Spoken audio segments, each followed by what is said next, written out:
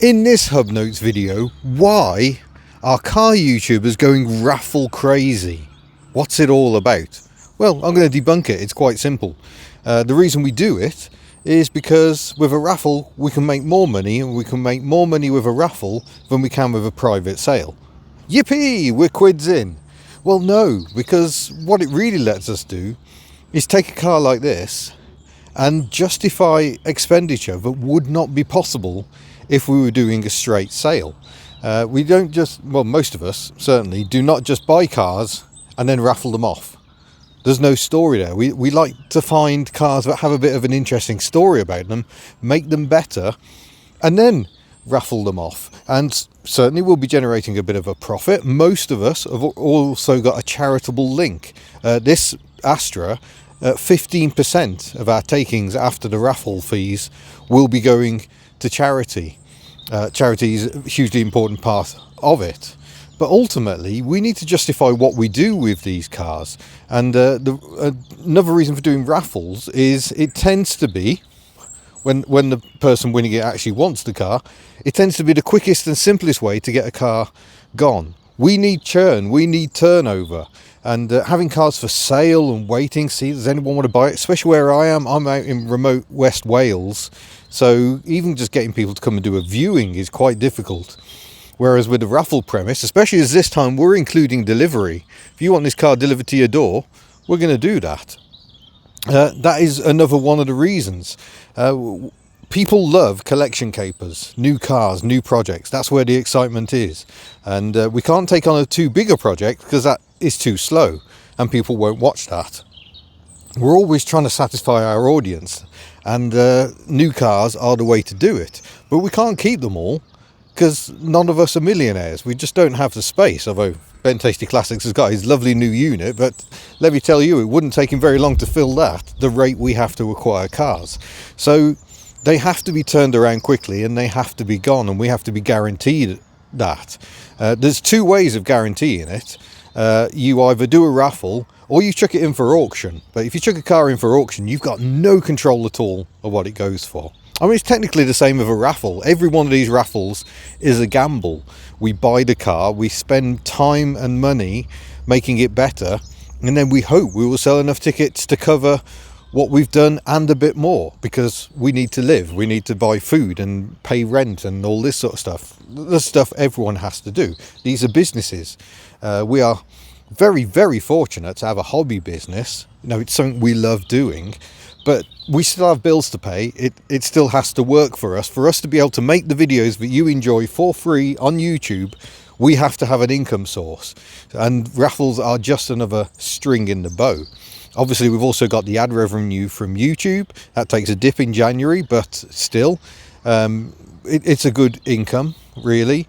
We've got channel memberships and patrons responsible for a good chunk of my income, so thank you for your support. Merchandise, it's all there to fund what we love doing, which is making videos for you to watch absolutely free of charge on the internet. So hopefully that's a bit of an explanation as to why we're doing it, because I'm going to talk some actual figures. I didn't think I was going to do this, but I'm going to do it. You deserve to know, I think. Let's take the Ford car that we did. We bought that at auction, at a salvage auction. 150 quid, sounds cheap.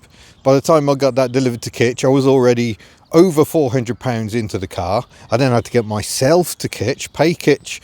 It was about 300 odd quid to do a load of work to it, and extra expenditure for extra parts as well. Then I had to get an MOT on it, and then I had to drive it all the way back to Wales. So by the time I got that car ready for you to win in a raffle, because it had a timing belt and a water pump while it was with me as well, I was into that car for about £1,200. And if I tried to straight retail that car, realistically that was only an 800 or 900 quid car, I feel. Possibly £1,000 on a good day, but given where we live, which is the middle of nowhere, it was going to struggle. It was an 800 or 900 quid car. We raffled it and we sold quite a lot of tickets. I think we were just over 3,000 tickets in the end. So take out the raffle fees, take out the amount of donations to Little Princess Trust we supported with that one and this one. Our total income on that car was £800, which sounds great, but that £800 had to cover my several days. That doesn't include my actual time. So I mean, there's probably 4 or 5 days of my time went into making the videos and everything. So really, that car was not a money spinner. It wasn't quite the right car. It was a gamble, huge gamble, but I think it's the gamble that makes it interesting. This one I feel a little more certain of, touch wood, because we haven't paid very much for the car. We've already put a set of tyres on it, but we got a good price from our friends at Hankook. The Laufen all-season tyres, they're awesome. It handles an absolute dream on them.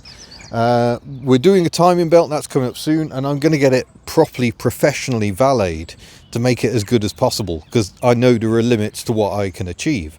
I could not justify that level of expenditure without knowing we would be selling lots of tickets, and we have. It's done. It's a popular car, and rightly so. It's a lovely colour, it's a lovely era of car. Whether you want to turn this into an absolute show winner or just use it as your daily driver, it's absolutely ideal for either of those things.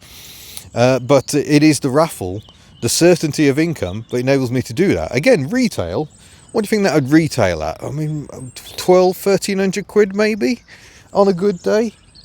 No service history with it, so that does impact its overall value. But we're going to make it as nice as possible. And yeah, I can only do that by doing raffles. But I know a lot of you are curious as to why it's happening. Some people get quite upset about it. Oh no, not another raffle channel. We don't do this to do raffles. We do the raffles to do this, to make your free to view content. And I know the vast majority of you are very grateful for it. It gives us churn because we've always got the new projects coming in, and I enjoy it, just new experiences. Never really spent much time in a Mark III Astra before, apart from when a school friend had one many years ago. But yeah, it's been really nice to get acquainted with this car, and that's what I love. I love the differences. This is so different to drive to the Ford car, which was so different to drive to the SsangYong Rodius. So I have no idea what's going to be next, but it will be interesting. So stay tuned for that. But there you go. That was just what I wanted to come on here, was to explain why raffles happen. It makes a lot of sense for us. We keep our ticket prices low to try and benefit you as well. I do feel a little uncomfortable with it because it is effectively promoting a form of gambling, but we keep the ticket price low. We can actually set limits to the number of tickets as well. I may do that in future because it's very easy to get carried away. So gamble responsibly, folks. Buy a ticket, buy 1, 2, 10 maybe, but don't go mad, because there are a lot of raffles out there. You can end up putting a lot of money at it. It's very tempting. We do it ourselves. We have bought tickets in a number of other raffles, so it is very, very tempting. But yeah, that is the reasoning we do it, because the extra income means we can justify the extra expenditure, which makes for better videos. We're doing more with the cars. So I hope that explains it all. Anyway, I thank you very much for watching. Don't forget, this is the Hub Notes channel, so give us a subscribe if you haven't already. Tick the old bell. It'd be very much appreciated. This is our second channel where we just have a bit of a chat and a chill out a bit more behind the scenes, what's going on, just to explain things that I don't feel are necessarily appropriate for the main channel. This year is going to be a year where the main channel content is going to be stronger. So you probably see a lot more waffle over here on Hub Notes. So thank you very much for watching. Don't forget, you can head to the Hub Nut store if you would like to buy some lovely merchandise. We've got the new beanie hats in. We've got mugs. It went Hub Nut. All that good stuff. And we'll see you in a future video. Farewell. There's no Pachu. It's Hub Notes. We'll do that. It's weirdness on the main channel. And no, I don't really know why either. Gosh, it is pretty. And needs a wash.